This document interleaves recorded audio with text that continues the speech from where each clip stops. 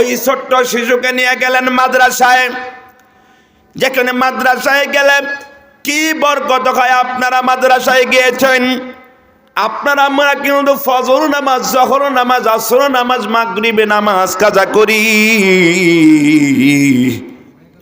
কিন্তু ছোট্ট শিশু আপনার জন্ম দেওয়া ওই ছোট্ট শিশু তাহাজ্জুদ পড়ে, কোরআন পড়ে, জিকির করে, আসরের পরে আল্লাহর জিকির করে। আলা বিযিকরিল্লাহি তাতমাইন্নুল কুলুব, আলা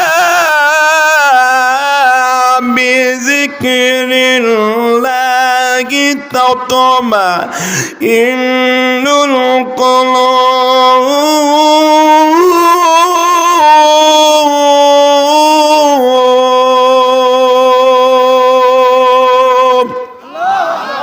যেই কলবে আল্লাহর জিকির আছে সেই কলমে শান্তি আছে, আর যেই কলবে জিকির নাই সেই কলবে শান্তিও নাই। আপনি ঘুমান, আপনি বাড়িতে শুয়ে থাকেন, আপনার শিশুকে মাদ্রাসায় দিয়েছেন, ছোট্ট বাচ্চা রাতের গভীরে ওঠে, ফজর নামাজে কোরআন তেলাওয়াত করে, রাত 10টা পর্যন্ত কোরআন তেলাওয়াত করে, দোয়া করে, এটাই হলো মাদ্রাসা। ওই ছোট্ট শিশুকে যদি জিজ্ঞাসা করেন তুমি কিভাবে পিতামাতার দোয়া করতে হয় তুমি বলো, ছোট্ট শিশুকে বলতে দেরি ওই ছোট্ট শিশু বলবেন রব্বির রহমহুমা কামা রব্বায়ানি সগীরা। ওই ছোট্ট শিশুকে যদি বলা হয় তুমি যেই পানিটা গিলাসে আছে এই পানিটা তুমি যে খাইবা, এই পানি খাইতে গেলে কি দোয়া পড়তে হবে আপনারা আমরা পারবো না, কিন্তু ওই ছোট শিশুকে জিজ্ঞাসা করতে দেরি, মাদ্রাসার তলবে ইলমকে জিজ্ঞাসা করতে দেরি, ও বলবে এই পানি খাবার সময় 3 ঢোকে পানি খাইতে হয়, বসে খাইতে হয়, কিন্তু জমজম কূপের পানিটা দাঁড়িয়ে খাইতে হয়। এটা হলো রাসূলের সুন্নাত। একবার সরে বলুন সুবহানাল্লাহ। আমার প্রিয় ভাইরা, এই পানিটা 3 ঢোকে পানি খাবার কথা বলেছেন, 3টা ভাগ করে খাবার কথা বলেছেন আল্লাহর রাসূল। এই পানিটা ছোট্ট শিশুকে মাদ্রাসায় পড়ানোর কারণে যদি জিজ্ঞাসা করেন পানি খাওয়ার দোয়া কি তুমি বলো, ওই ছোট্ট শিশু ডাক দিয়া বলবে পানি খাবার দোয়া হলো ওয়াসাকাহুম রব্বুহুম শারাবান তাহুরা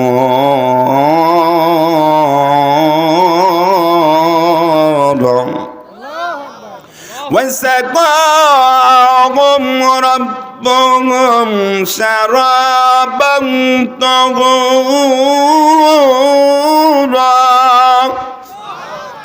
এই দোয়া করে কুরআনুল কারীমের আয়াত তেলাওয়াত করে সে সুন্দর করে খাবে। ওই ছোট্ট শিশুকে যদি বলেন বাবারে লবণ যে খাবা, লবণ খাবার দোয়া তুমি বলো, কিন্তু আমরা সব বলি কোন দলের কোন স্লোগান, কোন স্লোগান দিলে আমার নেতা আমার নেত্রী খুশি হবে, কোন জায়গায় কোন ব্যবসা করলে আমার ব্যবসা ভালো হবে সব বুঝি, কি ডিজাইনের কি মডেলে দাড়ি সাইসা এখানে রাখলে আমারে ভালো দেখাবে, কিংবা দাড়ি কাইটা কোন ধরনের দামি দামি খুশবু কিংবা দামি দামি বিভিন্ন কিছু নিলে আমাকে ভালো লাগবে, কোন পোশাক পরলে আমাকে ভালো লাগবে এটাও বুঝি, কিন্তু জিন্দেগিতে এত লবণ খাইলাম, কিন্তু লবণ এই লবণটা তরকারিতে না দিলে স্বাদ লাগবে না, আপনি যতই দামি খাবার তৈরি করেন। কথা বলেন, এই লবণ খাবার দোয়া আছে না নাই? এই লবণ খাইতে গেলে প্রত্যেকটি জায়গায় যাওয়া লাগবে, সেটা দোয়া আছে। লবণ যখন মুখে দিবেন কাঁচা লবণ খাওয়ার চেষ্টা করবেন না, ডাক্তারও নিষেধ করে। ওই জায়গায় লবণ একটু একটু চিমটে হাতে নিয়ে যদি বলেন হানিয়াম মারিয়া, বলেন তো আপনার সওয়াব হবে কিনা? আপনি লবণ বললেন কিন্তু সওয়াব নাই। আপনি যদি বলেন নুন নুন নুন, আল্লাহ আপনাকে একবার নুন বলার কারণে 10টা করে নেকি তার আমল নামায় দিয়া দিবে। সওয়াব যে কত কোথায় যে আছে এটা বলে শেষ করার মতন ক্ষমতা নাই।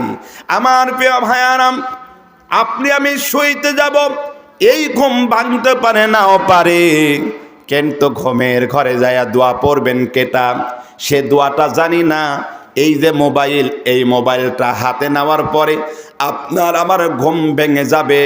মোবাইলে আপনি ওয়াজ শুনবেন, কোরআন তেলাওয়াত শুনবেন, জিকির আজকার শুনবেন। কথা বলেন, এগুলোকে দেখেন কি শোনেন?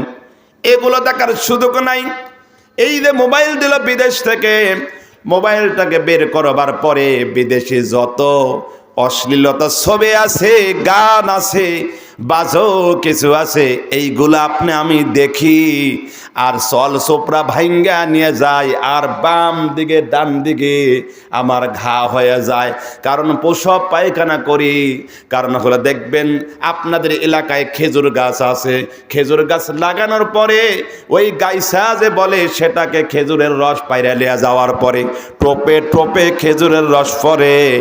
এমনও যুবক আছে এই অশ্লীলতা ছবি দেইকা দেইকা মেশিনটা এমন দুর্বল করছে, মেশিন দিয়া টপ টপ করে পানি পড়ে, চোখ মুখ এবং নাক মুখ ভাঙ্গা যায়। এইরকম চলচোপড়া ভাঙা যুবক আছে না নাই?